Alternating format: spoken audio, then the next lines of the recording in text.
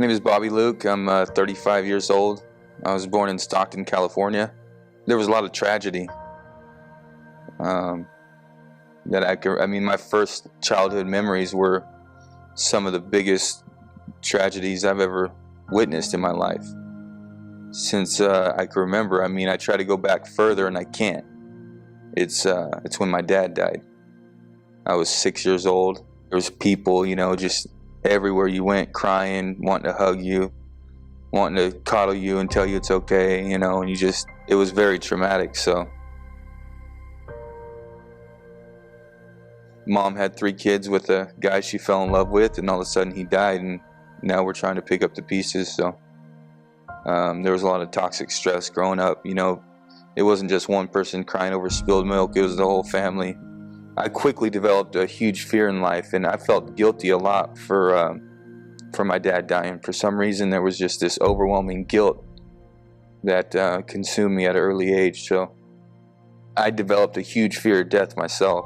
I thought I was going to die real early in life. I never really thought that I would make it. It was only a matter of time before I, found drugs. I took it to the extreme. There was no stopping that. People were just wondering what the hell happened to Bobby. I just wanted to die, and there was plenty of opportunity for that to happen. There was a couple times where I had a gun put to my head. I thought about it all the time. How can I get out of here?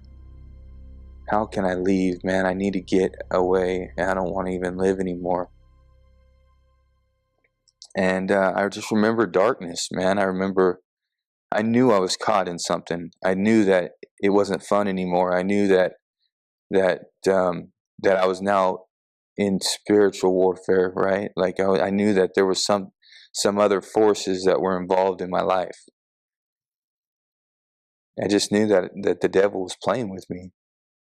I felt like a puppet, and I really couldn't do anything about it, man. And I had no idea where to turn, and I didn't want to hear what anybody had to say. That's what this disease does to you. You ain't gonna hear nothing from nobody, and just pray to God you get out before you die. I started to chase drugs, and I brought a girl down that path, and I brought my daughter down that path, and I ended up going to jail a couple times. I did a couple years at the county. I surrendered as much as I possibly could at that time. It was a great time in my life to be clean and to actually have a little bit of hope restored. One word that describes me before Christ would be punishment.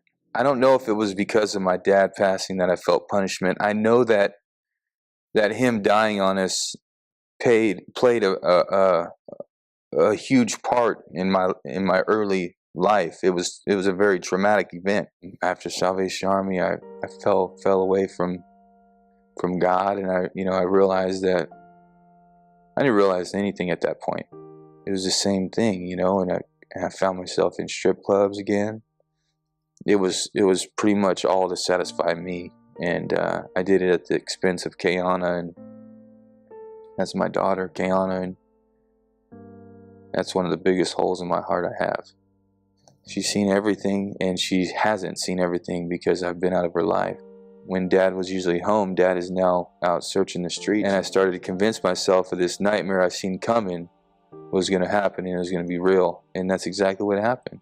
It was bad this time. It was so different than the first time. There was kids involved, man. There was my family that thought I was doing great. It was destruction at its finest, man. The devil was just all up in there, and it was so bad. And CPS stepped in and took Donnie. Donnie is her dad's name, and he's passed away, and James is my dad's name, and he's passed away. So automatically this kid don't have no grandpa. But I made it worse, man. He didn't have a dad either. That was the turning point. That was the pressure point that God put in my life. Just a couple days clean at that time, and And God temporarily removed that fear, and there was excitement and there was joy, even though Josh was in CPS custody. But I just felt like there was an amazing amount of hope that just poured into my life, and it came in the form of San Joaquin County. It came in the form of CPS. It came in the form of these institutions and these governments that are set up, you know, that I used to hate, that I ran from and rebelled against my whole life. I started to get some clarity, but more importantly, man, I started to have these interactions with a God that was now my father. He wasn't an executioner. He was my dad, that dad that I never had. I knew the love that I had for my children, and I knew the separation, and I knew the pain that was along with that. And I felt like God was finally starting to tell me, like, that's how I feel about you. I love you. I don't want to hurt you. You know, I want to correct you, you know, and I want to do it with love and discipline. And I want you to show up to these court dates, and I want you to see what happens. I want you to witness the judge telling you that you're never going to see Donnie again. I kept fighting. I went back to court. There was another CPS case, and it was for that little boy, Josh. And the judge and everybody in that courtroom seen something different in us. You know, they were almost, you know, in the same time frame, but for some reason, God saw fit for Josh to come home with us after 30 days. And that was a true miracle, right? So now here we are 30 days into this thing, and he's back in our arms. So there's that joy there. There's that restoration there. There's hope. You know, and how God allowed the courts to give us one kid back and not the others, or keep the other kids and not keep I don't know how that all works, but it did. Just getting Josh back and getting Bobby back in our life has been a miracle, you know, and it's all by the grace of God, you know, and if you take it all away, you can't take what he did to me in my spirit, you know, in my soul. I feel like I'm counted. And it was just because my heart was finally postured the right way towards my Father, man. And it was the one that takes all self-will and throws it away. It's the one that holds nothing back, and it's the one that has no reservation to go and try to find another life without him. Those are the ones he hears, and he finally heard mine.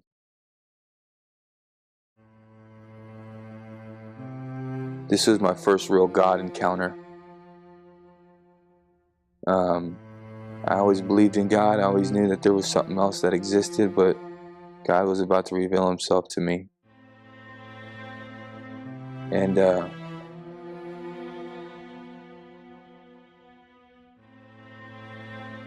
walked into my friend's house, and it's probably been, I don't even know, 6 months, a year before I even thought about picking up a newspaper. Probably longer. I didn't do that. There's no reason for me to look at a newspaper.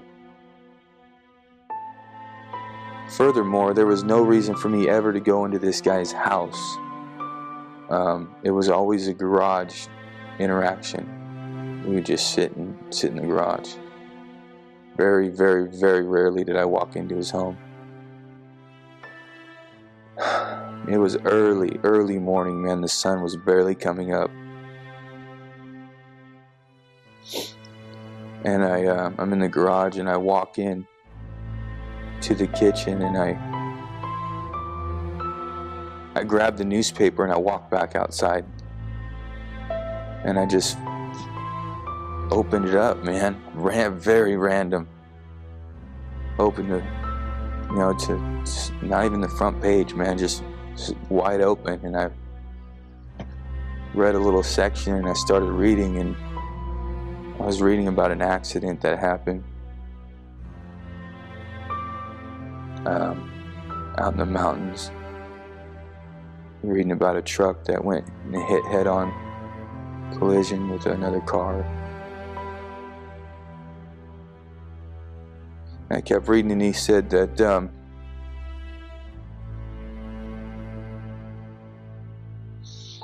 I kept reading, and it said it was a mail from Manteca, man, and it was my best friend.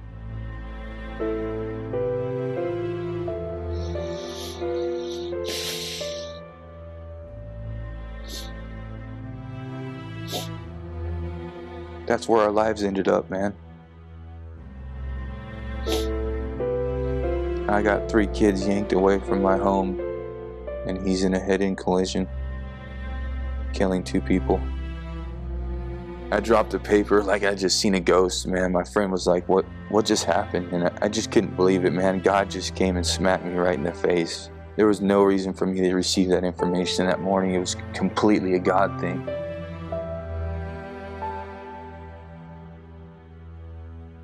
I couldn't even feel this. I couldn't even feel nothing. I was done. I had zero room for any of this.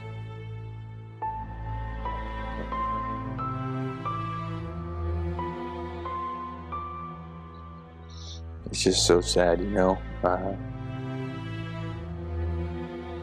was my best friend, man. We did everything together.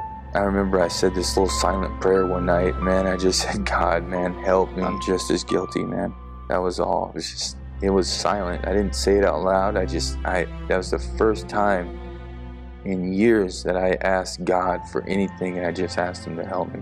And I didn't know, you know, how the help was coming, but the help came in the form of CPS, and that's the last time I used.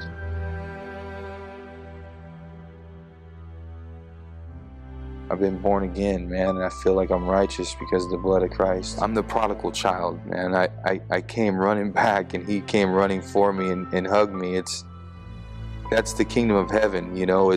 He's not the kind of God I thought He was, man. There is an awesome God out there, and He's available to us, you know. We have to surrender. My name is Bobby Luke, and I am forgiven.